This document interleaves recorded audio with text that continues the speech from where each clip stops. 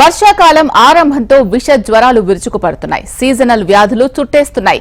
వాతావరణ మార్పులతో పల్లె పట్టణం తేడా లేకుండా వైరల్ జ్వరాలు చుట్టేస్తున్నాయి. రోజు రోజుకు మంచాన పడుతున్న వారి సంఖ్య పెరిగిపోతోంది. జ్వరం బారిన పడిన జనం హాస్పిటల్స్ కు క్యూ కడుతున్నారు. కొంతమందిలో విష జ్వరాలు ప్రాణాంతకంగా మారుతూ ఉండడం ఆందోళన కలిగిస్తోంది.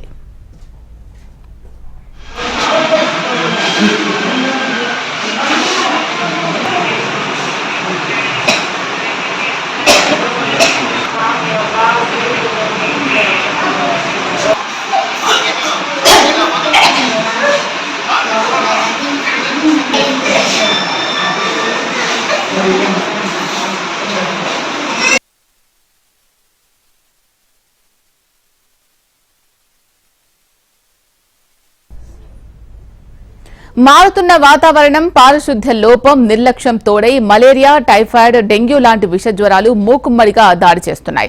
చిన్న పెద్ద అంతా మంచాన పడుతున్నారు. పట్టణాల్లో హాస్పిటల్స్ అన్ని కిక్కిరిసిపోతూ ఉండగా మన్యం జిల్లాలో మారుమూల ప్రాంతాల్లో పరిస్థితి మరీ దారుణంగా మారుతోంది.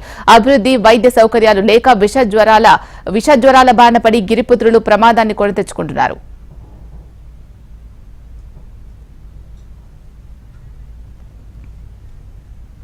ఒకవైపు విష జ్వరాలు విజృంభిస్తుంటే మరోవైపు అతిసారం లాంటి వ్యాధులు ప్రబలుతున్నాయి. పారిశుద్ధ్య లోపం కారణంగా మారుమూల ప్రాంతాల్లో డయేరియా డేంజర్ బెల్స్ మోగిస్తోంది.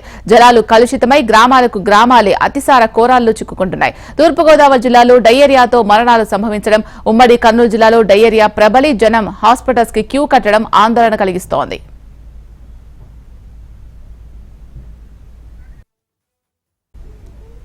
ఇక సీజనల్ వ్యాధులు క్రమంగా పెరుగుతూ ఉండడంతో వైద్యులు ప్రజలను జాగ్రత్తలు తీసుకోవాలని సూచిస్తున్నారు. పరిసరాలను పరిశుభ్రంగా ఉంచుకుంటే విష జ్వరాలను కంట్రోల్ చేయొచ్చని చెబుతున్నారు. విష జ్వరాలు ఒకరి నుంచి మరొకరికి సోకే అవకాశాలు ఎక్కువగా ఉండడంతో జ్వర పీడితులకు దూరంగా ఉండే ప్రయత్నం చేయాలని, చిన్నపిల్లల విషయంలో మరింత జాగ్రత్తగా వ్యవహరించాలని సూచిస్తున్నారు.